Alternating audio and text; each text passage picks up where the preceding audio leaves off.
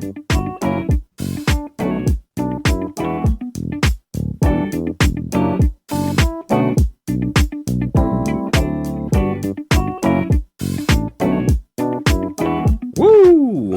Welcome back to the show, which is our third overall episode show and the very first official episode of Tique Talk, where we talk a little bit about anything and everything.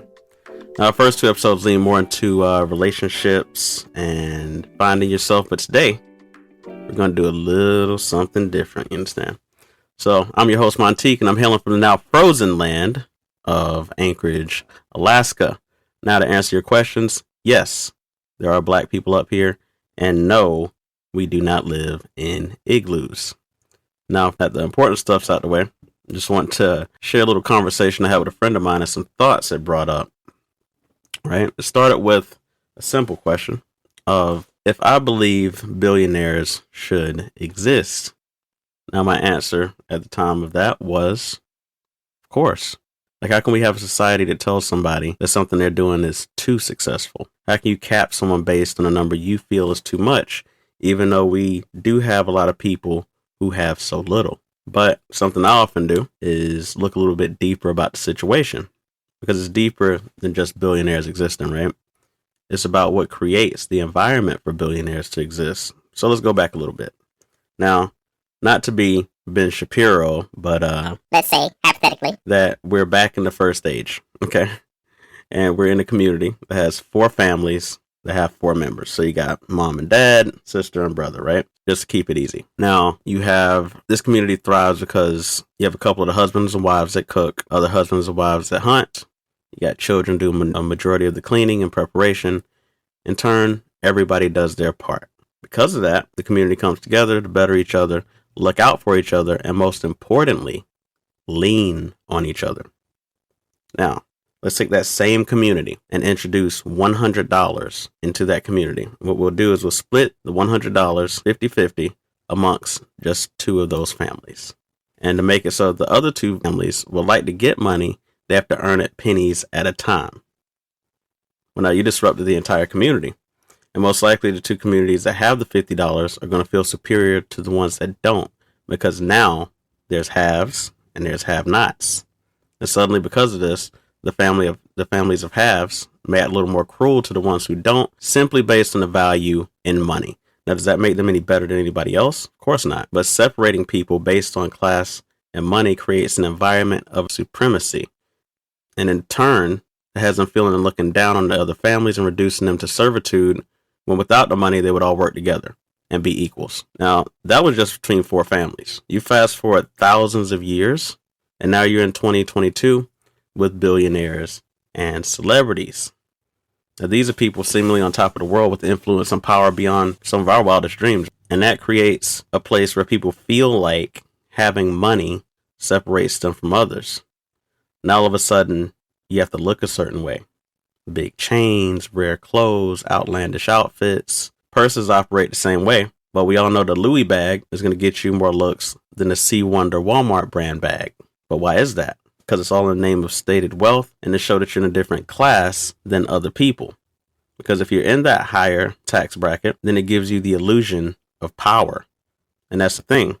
Wealth inequality has become such a part of everyday life that we just take it as it's just the way it is. And most don't even realize how much of a hold it has over everyday life. So just being born in a certain place can put you behind. For instance, and this is probably the most important thing, educational zoning. Now, if you don't know what educational zoning is, you probably pass 4 or 5 public schools on your way to work every day. Have you ever thought about why some look and operate better than others, even to the point of some having such low student grades that it's a shame they're still going? That's because of educational zoning. Now, in most places, schools are funded by the property value of the places around it. And that is the biggest problem.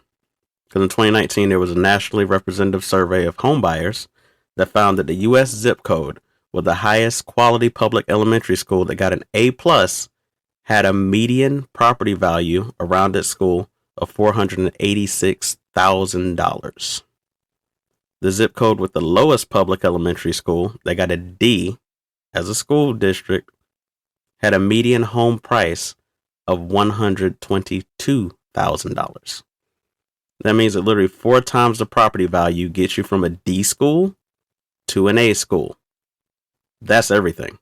Better schools obviously mean better teachers for the most part, because there are some good teachers that go to lower schools, so big shout out to them. But for the most part, better teachers and better environments make for a better educational experience. So if you have enough money, you can set your kid up better. Better education, better school, everything. But what if you're living in a place where the educational system is lacking, but you have the means to get your kids elsewhere? Well, then we're in a situation like Kelly Williams Ballar of Akron, Ohio. Now, she saw that the Akron school district her daughters would have had to go to underperformed and didn't want them to do that. So what did she do? Well, she used her father's address and enrolled them into a better school. That school then hired a private investigator, got evidence on her, and then asked her to pay $30,000 in back tuition. Because she refused to do this, she was indicted on felony charges and went to jail. Kelly Williams Ballar. All because she didn't live in the right area.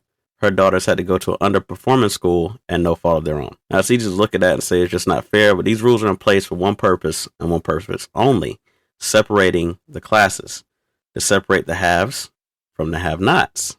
Now, America, obviously, is supposed to be the land of opportunity, but what they won't tell you is that opportunity isn't readily available to everybody.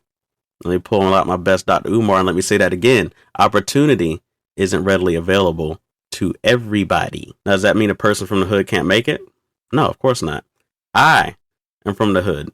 I went from Brooklyn, New York in the Gowanus projects to living in Charlotte, South Carolina and the projects there, and then to the suburbs of Southern Pines, North Carolina, where they play multiple U.S. Open golf tournaments. People make it out of the hood. I did it. But unfortunately, if we were to compare the percentages of people coming out of the hood to the percentage of people from the burbs, well, you'll find that opportunity is a privilege and not a right, which is sad because no matter where you're born, you should have access to the best this country has to offer.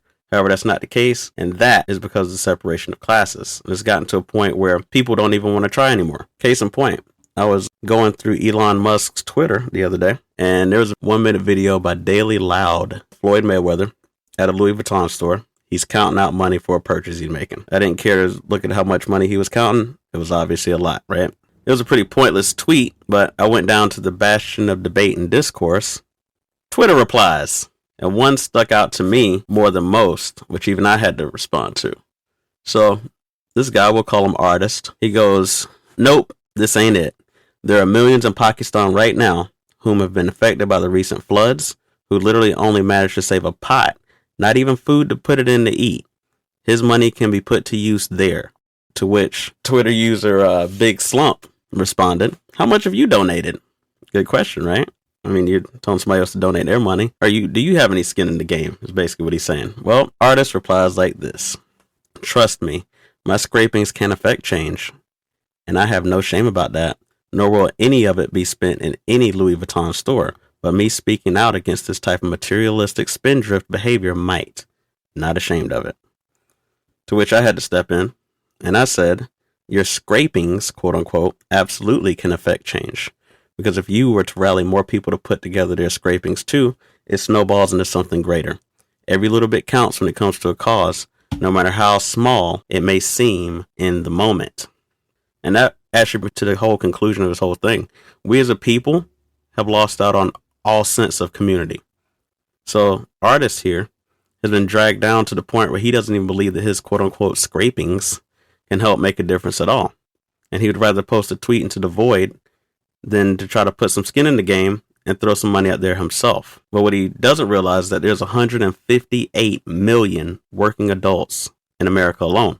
If they on average just gave $1 for a cause every month, that could help fix the Flint, Michigan water problem. That could help fix the brown water of Jackson, Mississippi, where they've been having brown water and having to boil their water since the end of August.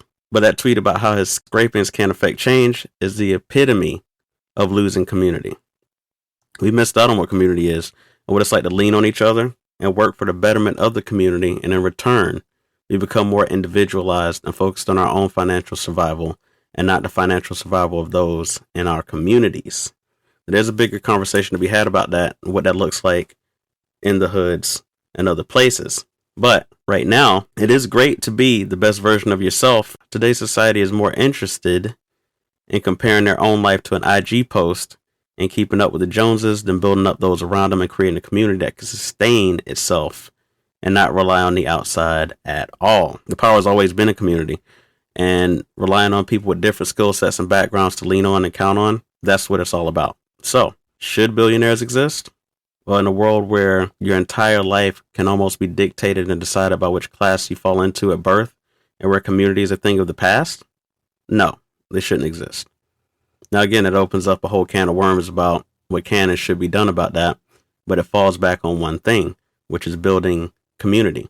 Because if we have our communities full of people learning, counting on each other, and leaning on each other, who gives a damn about what Elon does?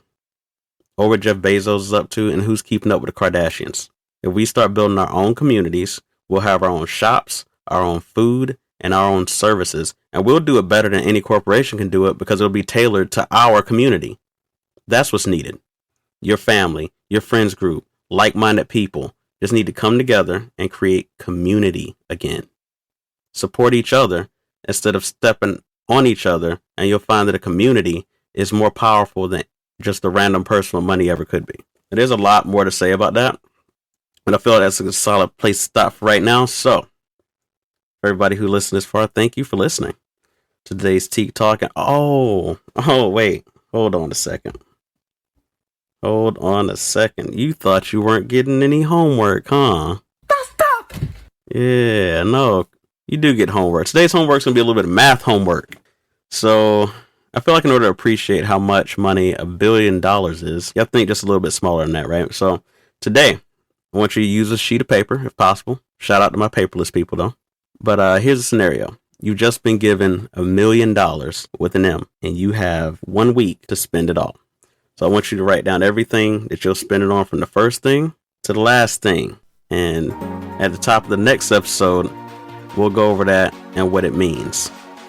So big shout out to you for listening, and we'll definitely catch you next time on the next episode of Tique Talk. Appreciate you.